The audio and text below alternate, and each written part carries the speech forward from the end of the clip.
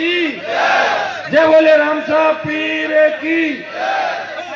यहाँ गोविंदपुरा के अंदर जो आज भी तेजाजी महाराज एक शाम भी तेजाजी महाराज के गोमाता के नाम इस कार्यक्रम का आयोजन किया और इसमें आप लोगों ने मुझे आमंत्रित किया और बहुत जिद करी कि हनुमान जी आपको आना है और आपकी जिद के आगे मैं आपके बीच उपस्थित हुआ।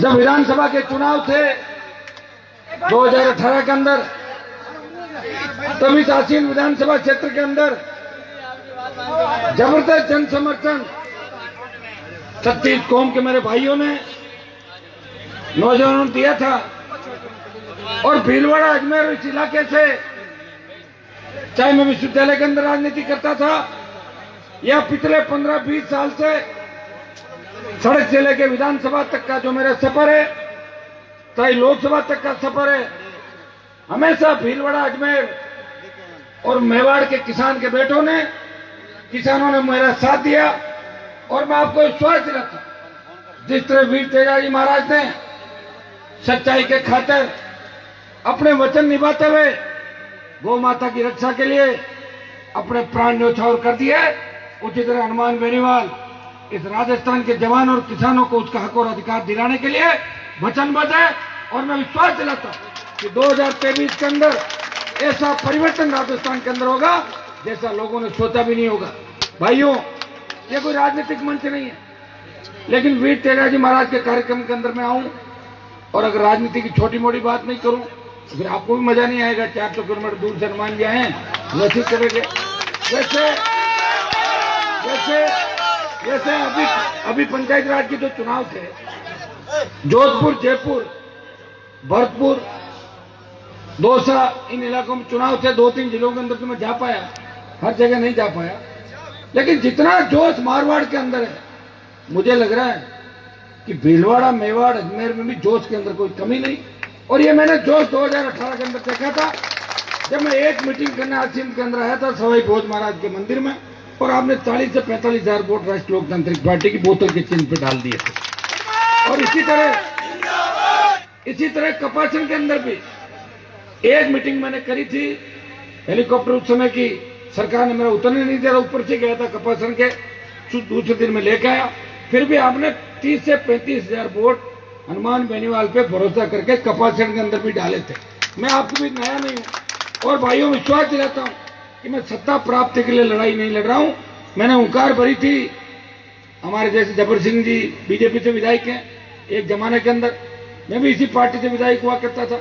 आंतरिक लोकतंत्र को लेके मेरा पार्टी में झगड़ा हुआ, मैं लड़ा, संघर्ष किया, विधायक बना और विधायक निर्दलीय बनने के बाद 13 में मैंने ये जब राजस्थान के जवान किसान की दुख और तकलीफ देखी, जिस समाज से मैं आता हूं, जिस समाज से हमारे किसान के दूसरे जो किसानों के बेटे गुजर, यादव, मीणा, दूसरे समाजों के जो बच्चे हैं, चाहे शेड्यूल कास्ट के हमारे भाई हैं, नरेगा में मजदूरी करके अपने बच्चों को पढ़ाते लिखाते हैं, बच्चों का पेट भी पालते हैं और उन्हें अच्छी शिक्षा देने का प्रयास करते हैं। लेकिन पानी, बिजली, सड़क, स्कूल से आज भी गरीब किसान और अंतिम छोर पे बैठा व्यक्ति तकलीफ के अंदर है।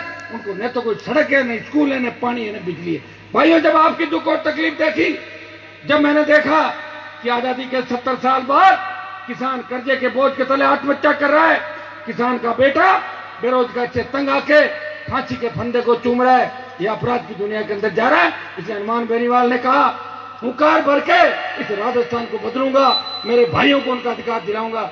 नागौर की धरती से बाड़मेर, बीकानेर, सीकर होता हुआ जयपुर पहुंचा, नई पार्टी का गठन किया और ये राजस्थान के अंदर तेजाजी की कृपा से पहला व्यक्ति हूं जिसने पार्टी भी बनाई, 57 उम्मीदवार लड़ाए, 3 जगह जीत हासिल की, 2 शेड्यूल कास्ट के मेरे भाई बहनों को विधानसभा के अंदर ले गया। और उसके बाद जब लोकसभा के चुनाव थे, तो लोकसभा चुनाव के अंदर जब मुझे लगा कि मुझे क्या करना चाहिए, तब राजस्थान के अंदर आवाज आई कि हनुमान जी आप मोदी जी से गठबंधन करो। राष्ट्रहित के अंदर मैंने किया मोदी जी गठबंधन और 25 की 25 सीट राजस्थान के अंदर भाजपा एनडीए गठबंधन को मिली और मुख्यमंत्री के बेटे को उसके गृह जिले जोधपुर के अंदर जाके पटकनी दिलाई। ये राजस्थान के नौजवानों और किसानों की कदम है। भाइयों, जब अभी किसानों का आंदोलन चला तब मैं किसान का बेटा हूं, मैं भी चाहता तो शपथ ले रहा था दिल्ली के अंदर, मुझे कोई मना नहीं कर रहा था। मैंने जब देश के किसानों ने कहा, किसान संगठनों ने कहा कि हनुमान जी शाहजहांपुर का बॉर्डर अगर जाम हो जाए तो तीनों कृषि बिल वापस लिए जा सकते हैं। मैंने कहा बॉर्डर तो मैं जाम कर दूंगा और मुझे क्या करना है? तो बोले अगर एनडीए छोड़ दो तो और ही बढ़िया। मैंने भाइयों 60-70 हजार लोगों के साथ पहले मैं एक बार गया, जाम किया, और दोबारा 60-70 हजार से ज्यादा जवान किसान शाहजहांपुर बॉर्डर पहुंचे। सारी पैरा मिलिट्री फोर्सेज आ गई, बॉर्डर को जाम किया किसानों के लिए। एनडीए छोड़ के सड़क पे अगर देश का कोई सांसद बैठा था तो नागौर का सांसद हनुमान बेनीवाल अपने किसान भाइयों को उनका हक और अधिकार दिलाने की सड़क पर बैठा। देश की सबसे बड़ी पंचायत के अंदर अगर किसान हितों की पैरवी करता हुआ आपको कोई नजर आता है तो एक ही व्यक्ति है तो ये नहीं कहता कि मैं भीलवाड़ा का सांसद हूं। मैं दूसरे सांसदों की तरह नींद भी नहीं लेता लोकसभा के अंदर, मैं लड़ाई लड़ता हूं। भीलवाड़ा के अंदर जो उद्योग लगे हुए, कंपनियां लगी हुई है, जो आपके भीलवाड़ा से बाहर की कंपनियां, उद्योग, चाहे सीमेंट की कंपनियां हो, चाहे आपकी दूसरी जंगल वाला हो, चाहे आपका आगूचा, हिंदुस्तान जिंक, जितनी भी है, मैं लोकसभा के अंदर हमेशा एक बात कहता हूं कि जमीन किसान की जाती है। आज जहां गडकरी जी फाइटर उड़ा रहे थे, राजनाथ सिंह जी बैठे थे, वो जमीन किसकी थी? वो जमीन किसान की थी। लेकिन भारतमाला जो सड़कें बनी है उसमें राजस्थान की सरकार और दिल्ली की सरकार ने मुआवजा ज्यादा नहीं दिया, 1.5 से 2 लाख रुपए बीघा, और पंजाब में 7 से लेकर 14 लाख रुपए तक मुआवजा मिला है। भाइयों, ये मुआवजा स्टेट गवर्नमेंट तय करती है। ये मैंने मंत्री से बात भी करी थी कि भाई आप लोग तय करो, स्टेट और दिल्ली की लड़ाई के अंदर किसान बर्बाद हो जाएगा। कभी तो एक्सप्रेस वे निकालते हो, कभी रेल की बड़ी लाइन है, कभी सीमेंट कंपनियां, तो कभी कोई माइंस आ जाती है, कभी उद्योग आ जाता है, तो हमारे बच्चे क्या करेंगे? उपजाऊ जमीन तो सारी आप ले लोगे। तो ये मांग मैंने उठाई लोकसभा के अंदर कि जहां भी जिस किसान की जमीन अधिकृत होगी, जहां भी कोई नया उद्योग लगेगा, भिवाड़ी से लेकर बाड़मेर के तेल के कुओं तक स्थानीय लोगों को 80% रोजगार मिले, ये कानून बनना चाहिए। ये मांग के दो तरीके से। दूसरी मेरी मांग थी कि मुफ्त बिजली किसानों को मिले। वो हम लॉजिकली बात कर रहे हैं, कई कांग्रेस बीजेपी के लोग कह रहे हैं कि ऐसे ही कह रहे हैं, कहां से ले आएंगे, बजट कहां से देंगे? बजट यहां से देंगे कि दारू से सरकार 30,000 करोड़ रुपए कमाती है। दारू से कितना? 30,000 करोड़ एक साल का कमाती है। 10,000 करोड़ फ्री बिजली कर दो, मुफ्त टोल करो, रोड टैक्स लेते हो, पेट्रोल डीजल की कीमतें बढ़ा के सेज के नाम का हमारा टैक्स लेते हो, आप टोल मुक्त करो किसानों का। अरे रुक जाओ बीच में यार, क्यों कर रहे हो बिना बात? तुम क्यों कर रहे हो? करना तो तुम्हें क्या कर, खड़े रहने देंगे, खड़े रहेंगे ना, क्यों कर रहे हो बीच में? आज देश के अंदर धन्ना सेठों का 3 लाख करोड़ का कर्जा माफ किया गया पिछले 15 साल के अंदर, चाहे सरकारें कोई भी रही। वो धन्ना सेठ जो अरबों खरबों के अंदर खेलते हैं, लेकिन किसान का कर्ज माफ नहीं हुआ। हाँ, कर्ज माफी की बात करते हैं सरकार। राहुल गांधी आया, 1, 2, 3, 4, 10 दिन में कर्जा माफ कर दूंगा। भाई उनकी बात में तो कोई भरोसा नहीं करता, चाहे जो कह देते, और कर्जा माफ नहीं हुआ।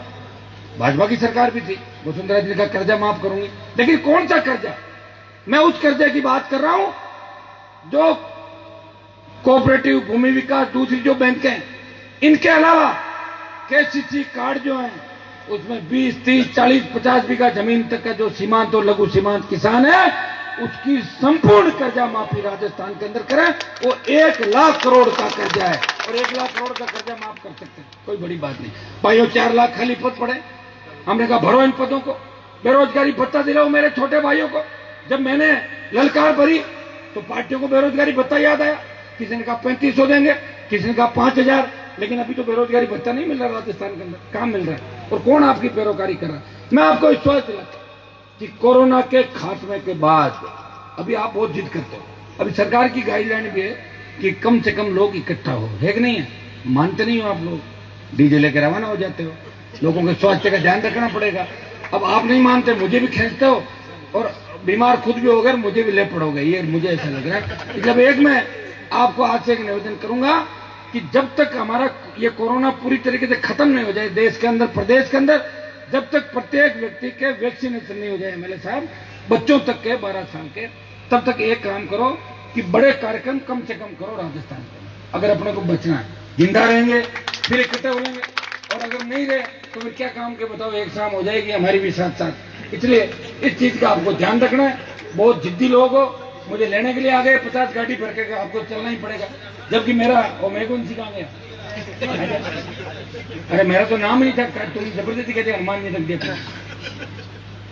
कार्यक्रम में तुमने खुद रखा और मेरे को कहेगा आपका कार्यक्रम चलो। फिर भी मुझे पता है कि आप लोग अगर इंतजार करते हो तो निश्चित रूप से मैं प्रयास जरूर करता हूं कि हर जगह पहुंचूं। राजस्थान बहुत बड़ा है, 1200 किलोमीटर लंबा और 1000 किलोमीटर देश का सबसे बड़ा राज्य है। भाइयों, ये भी ध्यान रखो, एक व्यक्ति है जो सुबह से लेकर रात तक आपके लिए प्रयास कर रहा है। काजल की कोठरी में रहते हुए भी हनुमान बेनीवाल पे कभी दाग नहीं लगा, एक पैसे का कोई आरोप लगा दे। वसुंधरा राजे जब लड़ा था और गहलोत से लड़ा, दर्जनों मुकदमे दर्ज हुए, प्रयास किया सरकारों ने कि इनको घर के अंदर डालो, लेकिन भगवान की कृपा थी, वीर तेजाजी की कृपा थी कि हनुमान बेनीवाल का बाल भी बांका नहीं हुआ। मैं आपको एक ही संदेश देना है, जिस तरह वीर तेजाजी महाराज ने अपना वचन निभाते हुए गौ माता की रक्षा के लिए अपना प्राण न्यौछावर किया, आप जवान और किसान मिलकर इस राजस्थान के अंदर ऐसी सत्ता स्थापित करो कि न तो कोई कर्ज के तले किसान को आत्महत्या करनी पड़े, न कोई जवान बेरोजगार हो, और न किसी बहन बेटी को दरिंदगी का शिकार होना पड़े। भाइयों, 2-2 साल की बच्चों के साथ जो बलात्कार की घटनाएं हो रही है, कौन जिम्मेदार है इसके लिए? जिम्मेदार वो है जिन्होंने शासन किया है। हम इस व्यवस्था को बदलना चाहते हैं। हम ऐसी व्यवस्था चाहते हैं कि गांव का गरीब किसान थाने तहसील में जाए तो थानेदार तहसीलदार खड़ा होकर बोले, आओ बाबा चाय पियोगे, कोल्ड ड्रिंक पियोगे, क्या मंगाऊं? ये व्यवस्था कब होगी? जब सरकार आप सचिवालय के अंदर जाओगे तो सम्मान के साथ आपको देखेंगे कि भीलवाड़ा का असीम का है क्या, कहाँ का रहने वाला है। ये कब होगी? तो सरकार आपकी बनेगी। कब बनेगी? वोट डालोगे। अब थोड़ा पिछली बार डाला, अब बार ज्यादा डालना है आपको 23 के अंदर। मैं आपको विश्वास दिलाता हूँ कि राष्ट्रीय लोकतांत्रिक पार्टी अगर सत्ता के नजदीक भी बैठ गई तो ये बदमाशियां राजस्थान में बंद हो जाएगी। जो राजस्थान आज महिला अपराध के अंदर 1 नंबर पर चला गया, हमारी बहन बेटियां सुरक्षित नहीं है। मजाल है कि बहन बेटियों के सामने कोई देख ले। भाइयों, ऐसी व्यवस्था के लिए आपको संघर्ष करना होगा, लड़ना होगा, और जोश के साथ साथ होश भी रखना होगा। राजस्थान जातियों के अंदर बंटा हुआ, मेरी बोतल और मैं तो लोगों को पसंद आता हूँ, कई लोग कहते हैं यार लेकिन जाति हनुमान जी की जाट है। अरे मेरे भाइयों, लड़ तो रहा हूँ राजस्थान में, कोई लड़ने वाला नाम तो बताओ दूसरा। मैं तो तैयार हूँ, मेरी माला उसके गले में पहना दो। मैंने तो ये प्रयास किया था कि सचिन पायलट मुख्यमंत्री बन राजस्थान, किया था कि नहीं किया था? 2 बार किया था, नहीं बना। नहीं बना तो मेरे हाथ में थोड़ा ही बनाना, अब हाथ में होता तो और कर देता मैं कुछ। प्रयास मैंने किया, मैंने कहा भाई हम नहीं तो ये सही। ये भी हमारे तेजाजी की जय बोलते हैं, जाट गुजरों में कोई अंतर नहीं राजस्थान के अंदर। ये बात कहकर 2 बार समर्थन दिया, प्रयास किया। एक व्यक्ति हूं, 70 साल में पहली बार एक व्यक्ति ने प्रयास किया कि पार्टी भी बनाऊंगा। फिर लोगों ने कहा कि पार्टी तो बना ली, कितने दिन चलाएंगे? चल गई ना, एमपी बन गया, मान्यता मिल गई। जो बोतल का चुनाव चिन्ह था पहले छीन लिया मेरे से। टायर पे दिल्ली गया मैं, बीजेपी के 24 एमपी साथ थे, टायर का चिन्ह था।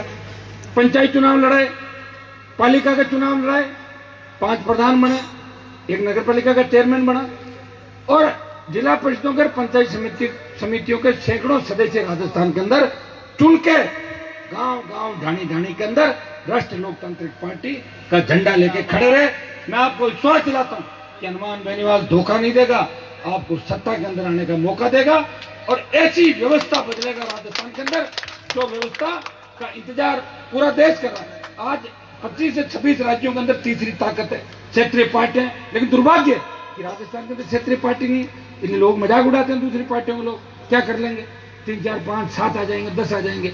भाइयों, मैं आपको विश्वास दिलाता हूं कि मारवाड़ की 45 सीट जो है, जिसमें आप शामिल नहीं हो, मारवाड़ के अंदर नागौर से लेकर बाड़मेर तक के जिले, उन 45 में से 35 सीट पे राष्ट्रीय लोकतांत्रिक पार्टी 1 नंबर और 2 नंबर पर रहेगी। एक पार्टी को थर्ड जाना पड़ेगा कोई।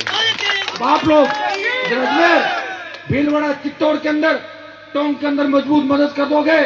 शेखावाटी भी तैयार है, बीकानेर का पूरा संभाग तैयार है, अलवर भरतपुर से लेके दौसा धौलपुर तक के लोग तैयार है। उठो, अपनी ताकत को पहचानो, इस व्यवस्था को बदल दो। भाइयों, जिस तरह भगत सिंह ने आजादी के आंदोलन के अंदर अपने प्राण न्यौछावर करके भारत माता को गुलामी की बेड़ियों से मुक्त कराया था, नौजवानों, हर क्रांति का नायक नौजवान था। उठो, अपने भाई का साथ दो, उस व्यवस्था को उखाड़ के फेंक दो, भगत सिंह की भूमिका के अंदर चलो और राजस्थान के अंदर राष्ट्रीय लोकतांत्रिक पार्टी की सत्ता स्थापित कर दो। अपने आप सारा काम ठीक हो जाएगा। आप आराम से पढ़ाई करना, नौकरियां करना और मौज करना, किसानों का राज आएगा। न तो बिजली के थाने होंगे और न कोई अपराध होगा। ये बिजली के थाने तो मुझे लग रहा है जब अपनी हुंकार वापस चालू होगी तो अपना आप ही खत्म हो जाएंगे। उससे पहले सरकारों में इतना दम नहीं। जब लड़ना होगा, समझना होगा, सही दिशा के अंदर चलना होगा। भाई गजेंद्र अजमेरा जी की नाइट है ना आज आपके नाम की, तो गजेंद्र जी बड़े हिम्मत वाले आदमी, भाई वहाँ जब भी बुलाते हो दूर दराज से आते हैं और आप सबके फेवरेट भी नौजवानों के, क्योंकि अपने गाने भी अच्छे बनाते हैं। एमएलए साहब को धन्यवाद दूंगा कि एमएलए साहब का मेहमान है, आज हमारी अध्यक्षता एमएलए साहब कर रहे हैं और हमारे भाई हैं विधानसभा के अंदर। 4 महीना हमें साथ बैठने का मौका भी मिला था। मेरा छोटा भाई इनके साथ बैठता, सबसे मिलन साथ, सबको साथ लेकर चलने वाला है प्रधान जी और इनकी सारी टीम, और विशेषकर जो मध्य प्रदेश और महाराष्ट्र से ध्वज लेके वीर तेजाजी महाराज खरनाल जा रहे हैं। मुझे इस बात की भी खुशी है और मेरे आने का एक बड़ा कारण ये भी है कि मध्य प्रदेश के, महाराष्ट्र के जो लोग ध्वज लेके आ रहे हैं, मैं एमपी के अंदर, गोरा जी बैठे हैं, मैं एमपी के अंदर 2-3 कार्यक्रमों में नहीं जा पाया था, तो मैंने कहा मैं आधा एमपी में जाता हूँ, आधी दूर आ गया, आधा एमपी में जाके मध्य प्रदेश के मेरे भाइयों का स्वागत करता हूँ। और अगली बार 2-4-6 महीने बाद ये कार्यक्रम रखेंगे गोरा जी, और तब मध्य प्रदेश के अंदर भी जाना है। इनको बड़ी मेरे से शिकायत है कि हनुमान जी हमारे आए नहीं। देखो मैं आज आपके लिए आया हूँ, भीलवाड़ा के साथ साथ मध्य प्रदेश, महाराष्ट्र और दूसरे राजस्थान के जो तेजा भक्तियां बैठे हैं, सबको एक संदेश देने के लिए आपका भाई आपके बीच आया। या माताएं बहनें भी हजारों की तादाद के अंदर बैठी। भाइयों, मेरे कार्यक्रम सुबह 4-4 बजे तक चलते हैं। मुझे लगता है छोटे भाई भगत सिंह की भूमिका के अंदर चलेंगे और हमारी माताएं बहनें झांसी की रानी लक्ष्मीबाई बढ़कर इस भ्रष्टाचार का खात्मा कर देगी और नया सवेरा राजस्थान के अंदर लेकर आएगी। बहुत बहुत आयोजकों को, सबको आपको धन्यवाद। इसी तरह सब मिलजुल कर रहें, संगठित रहें और आगे बढ़े। धन्यवाद। जय हिंद।